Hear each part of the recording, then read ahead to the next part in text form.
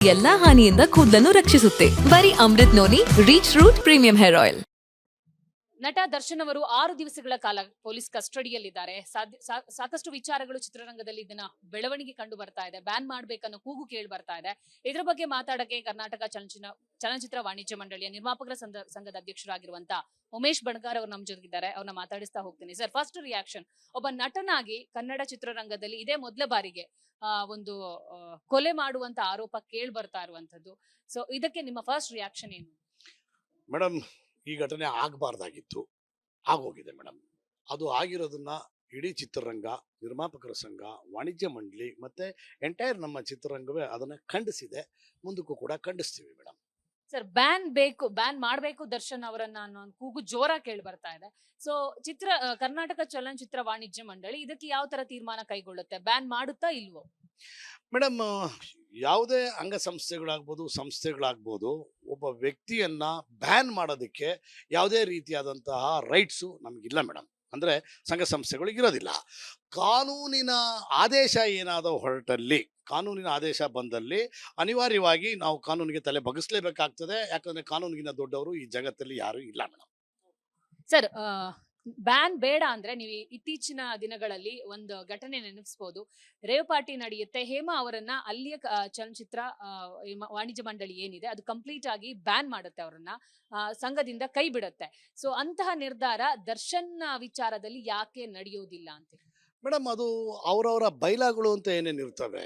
ಈಗ ಅವರ ವ್ಯವಸ್ಥೆನಲ್ಲಿ ಬೈಲಾನಲ್ಲಿ ಯಾವ ರೀತಿ ಇದೆ ಅನ್ನೋದ್ರ ಬಗ್ಗೆ ನಮಗೆ ಮಾಹಿತಿ ಇಲ್ಲ ಮೇಡಮ್. ಬಟ್ ನಮ್ಮ ಬೈಲಾಗಳಲ್ಲಿ ನಾವು ಏನು ಮಾಡ್ಕೊಂಡಿರ್ತೀವಿ, ನಮ್ಮದೇ ಆದಂಥ ಒಂದು ಸೆಲ್ಫ್ ರೆಗ್ಯುಲೇಷನ್ ಆ್ಯಕ್ಟ್ ಅಂತ ಮಾಡ್ಕೊಂಡಿರ್ತೀವಿ. ಅದರಲ್ಲಿ ನಾವು ಯಾವುದೇ ರೀತಿಯಾದಂಥ ಬ್ಯಾನ್ ಅನ್ನೋ ವ್ಯವಸ್ಥೆ ಇಲ್ಲ. ಅಸಹಕಾರ ಅಂತಿದೆ. ಅಸಹಕಾರನ ನಾವು ವ್ಯಕ್ತಪಡಿಸ್ಬೋದು. ಅದು ಅಕಸ್ಮಾತ್ ಅವ್ರು ಮಾಡಿದ್ದು ಪ್ರೂವ್ ಆಗಿದ್ದೆ ನಿಜ ಆದಲ್ಲಿ.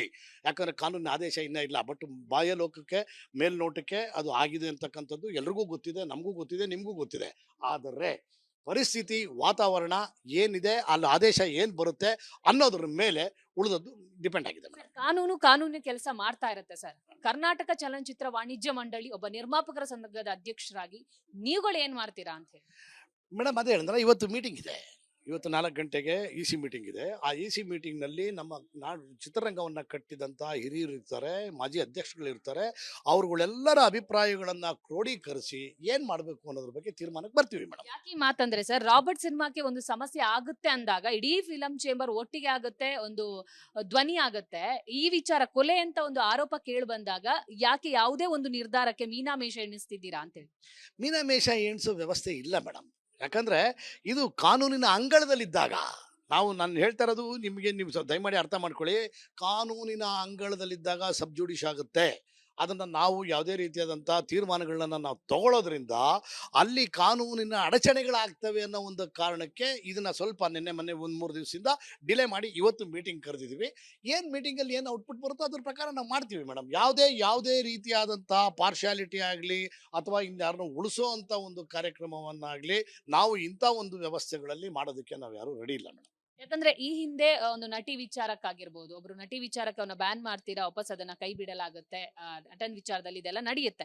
ಬಟ್ ದರ್ಶನ್ ವಿಚಾರಕ್ಕೆ ಬಂದಾಗ ಅಂತ ಆಲೋಚನೆಗಳು ಯಾಕೆ ಇಲ್ಲಿ ತನಕ ನಡೆದಿಲ್ಲ? ಯಾಕಂದ್ರೆ ತುಂಬಾ ದಿವಸ ಆಯ್ತು ಇದು ನಡೆದು. ಮೇಡಮ್, ಬ್ಯಾನ್ ಆದಂಥದ್ದು ಅಂದ್ರೆ ಆ ಸಂದರ್ಭದಲ್ಲಿ ಅದು 2 ದಿವಸಕ್ಕೇನೆ ಅದನ್ನು ವಾಪಸ್ ತಗೊಂಡಿದ್ದಾಯ್ತು. ಯಾಕಂದ್ರೆ ಹಿರಿಯರು ಒಂದು ಕಿವಿ ಮಾತನ್ನು ಹೇಳಿ ಬ್ಯಾನ್ ಮಾಡಬಾರ್ದು ಅನ್ನೋ ಒಂದು ಪದವನ್ನು ಬಳಕೆ ಮಾಡಿದಾಗ ಆಮೇಲೆ ಅದು ಕೋರ್ಟ್ಗೆ ಹೋಗಲಿಲ್ಲ ಮೇಡಮ್, ಕಾನೂನು ಅಂಗಳಕ್ಕೆ ಹೋಗಲಿಲ್ಲ.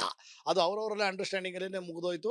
ಸೊ ಆ ಥರ ಆಗಿರೋದ್ರಿಂದ ಇದು ಅದ್ರಿಗಿಂತ ವ್ಯತಿರಿಕ್ತವಾಗಿರ್ತಕ್ಕಂಥ ವಿಚಾರ ಆಗಿರೋದ್ರಿಂದ ಇದು ಏನಾಗುತ್ತೆ ಅನ್ನೋ ಕಾದು ನೋಡೋ ತಂತ್ರದಿಂದ ನಾವು ಹ್ಯಾಂಡಲ್ ಮಾಡ್ಕೊಂತೀವಿ ಮೇಡಮ್.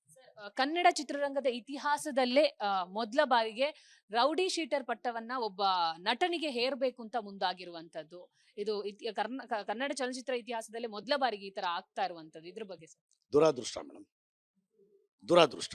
ಯಾಕಂದ್ರೆ ಒಬ್ಬ ಮೇರು ನಟ ಅಂದರೆ ಒಂದು ಬಹಳಷ್ಟು ಸಂಖ್ಯೆಯಲ್ಲಿ ಒಂದು ಫ್ಯಾನ್ ಫಾಲೋವರ್ಸ್ ಇರ್ತಕ್ಕಂಥ ಒಬ್ಬ ನಟನ ವಿರುದ್ಧ ಈ ರೀತಿ ಆಗಿರೋದು ಎಲ್ಲೋ ಒಂದು ಕಡೆ ಇಡೀ ಚಿತ್ರರಂಗಕ್ಕೆ ನಷ್ಟ ಅಂತ ಅನ್ಬೋದು. ಆಮೇಲೆ ಅದನ್ನು ಆ ರೀತಿ ಅವರ ನಡವಳಿಕೆ ಇದ್ದದ್ದು ಕೂಡ ಖಂಡನೀಯ. ಸರ್ ಇದು ಒಬ್ಬ ಸ್ಟಾರ್ ನಟ, ಅದರಲ್ಲೂ ಸಾಕಷ್ಟು ಫ್ಯಾನ್ ಫಾಲೋವರ್ಸ್ ಹೊಂದಿರುವಂತ ಒಬ್ಬ ನಟ ಎಲ್ರಿಗೂ ಮಾದರಿ ಆಗ್ಬೇಕು. ದರ್ಶನ್ ವಿಚಾರದಲ್ಲಿ ಇದೇ ಮೊದಲಲ್ಲ ಸರ್, ಸಾಕಷ್ಟು ವಿವಾದಗಳು ಕೇಳಿ ಬರ್ತಾ ಇತ್ತು, ಪೊಲೀಸ್ ಸ್ಟೇಷನ್ ಪದೇ ಪದೇ ಇರ್ತಾ ಇದ್ರು, ಇಂಥ ಘಟನೆಗಳು ನಡೀತಾನೆ ಇತ್ತು. ಇದೀಗ ಕೊಲೆ ಹಂತಕ್ಕೆ ಬಂದು ನಿಂತಿದೆ. ಇನ್ ಮುಂದೆ ಆದ್ರೂ ಕರ್ನಾಟಕ ಚಲನಚಿತ್ರ ವಾಣಿಜ್ಯ ಮಂಡಳಿ, ಕಲಾವಿದರ ಸಂಘ ಸೂಕ್ತ ಕ್ರಮ ಕೈಗೊಳ್ಳದಿದ್ರೆ ಬೇರೆ ನಟರಿಗೂ ಇದೊಂದು ನೆಗ್ಲಿಜೆನ್ಸಿ ಆಗುತ್ತೆ ಅನ್ನೋದು ಒಂದು ಮಾತು ಕೇಳಿ ಬರ್ತಾ ಇರುವಂತದ್ದು ಸರ್. ಇಲ್ಲ ಮೇಡಮ್, ಈಗ ನಾನು ನಿಮಗೆ ಹೇಳಿದೆ ನಮ್ಮ ಬೈಲಾ ಅದಕ್ಕೆಲ್ಲ ಅವಕಾಶಗಳಿಲ್ಲ ಅಂಥೇಳಿ. ಈಗ ಬೈಲಾದನ್ನೇ ತಿದ್ದುಪಡಿ ಮಾಡಬೇಕಾಗ್ತದೆ. ತಿದ್ದುಪಡಿಯನ್ನು ಮಾಡಿ ಆ ರೀತಿ ನಮ್ಮ ಚಿತ್ರರಂಗದ ಯಾವುದೇ ಅಂಗದ ಸಂಸ್ಥೆಯ ವ್ಯಕ್ತಿಗಳಾಗಿರ್ಬೋದು ಇಂಥ ಘಟನೆಗಳಲ್ಲಿ ಭಾಗವಹಿಸಿದವರಿದ್ದರೆ ಅವರ ವಿರುದ್ಧ ಕಠಿಣವಾದಂಥ ಕ್ರಮವನ್ನು, ನಿರ್ದಾಕ್ಷಿಣ್ಯವಾದಂಥ ಕ್ರಮವನ್ನು ಕಾನೂನು ಏನೇನ ಮಾಡಿಕೊಳ್ಳಿ. ಆದರೆ ನಮ್ಮದೇ ಆದಂಥ ಒಂದು ಕಾನೂನು ಏನಿದೆ, ನಮ್ಮದೇ ಆದಂಥ ಒಂದು ಬೈಲಾ ಅಂತ ಏನಿದೆ, ಅದರಲ್ಲಿ ನಾವು ಅದಕ್ಕೆ ಏನು ಬೇಕೋ ಅದನ್ನು ಮಾಡಿಫಿಕೇಶನ್ ಮಾಡಿ ಮುಂದಿನ ದಿನಗಳಲ್ಲಿ ಅದನ್ನು ಸರಿಪಡಿಸೋದಕ್ಕೆ ಏನು ಬೇಕೋ ವ್ಯವಸ್ಥೆ ಮಾಡ್ತೀವಿ. ಸರ್, ಈಗ ಬ್ಯಾನ್ ಅನ್ನೋದನ್ನ ನಿಮ್ಮಲ್ಲಿ ಬಳಸಲ್ಲ ಅಂತ ಹೇಳಿದ್ರೆ, ಅದರ ಬದಲು ಅಸಹಕಾರ ಅಂತ ಹೇಳಿ, ಈ ಅಸಹಕಾರ ಅಂಡರ್ ಅಲ್ಲಿ ಏನೇನ್ ಬರುತ್ತೆ ಅಂತ ಹೇಳಿ. ಅಸಹಕಾರ ಅಂಡರಲ್ಲಿ ಅಂದ್ರೆ ಮೇಡಮ್, ಈಗ ನಿರ್ಮಾಪಕರು, ನಮ್ಮ ಸಂಸ್ಥೆಯಲ್ಲಿರ್ತಕ್ಕಂಥ ನಿರ್ಮಾಪಕರುಗಳು ಅವರು ಯಾರನ್ನ ಬ್ಯಾನ್ ಮಾಡ್ತೀವೋ ಅವರ ಚಿತ್ರಗಳನ್ನು ಅವರು ನಿರ್ಮಾಣ ಮಾಡೋ ಹಾಗಿಲ್ಲ. ನಿರ್ದೇಶಕರುಗಳು ಅವ್ರನ್ನ ಮಾಡಬಾರ್ದು. ಹಾಗೆ ಕಾರ್ಮಿಕರ ಒಕ್ಕೂಟ ಅಂತ ಇರುತ್ತೆ, ಆ ಒಕ್ಕೂಟದವರು ಕೂಡ ಅವ್ರ ಇದರಲ್ಲಿ ಕೆಲಸಗಳನ್ನ ಮಾಡಬಾರ್ದು. 24 ಕ್ರಾಫ್ಟ್ ಇರುತ್ತೆ ಕಾರ್ಮಿಕರ ಒಕ್ಕೂಟದಲ್ಲಿ, ಅವರು ಕೂಡ ಯಾರು ಅವ್ರ ಚಿತ್ರಗಳಲ್ಲಿ ಭಾಗವಹಿಸಬಾರ್ದು ಅಂತಕ್ಕಂಥ ಅಸಹಕಾರ ಚಳವಳಿ ಅಂತ ಇರ್ತದೆ ಮೇಡಮ್. ಇಷ್ಟೇ ಮಾನದಂಡ ಮೇಡಮ್.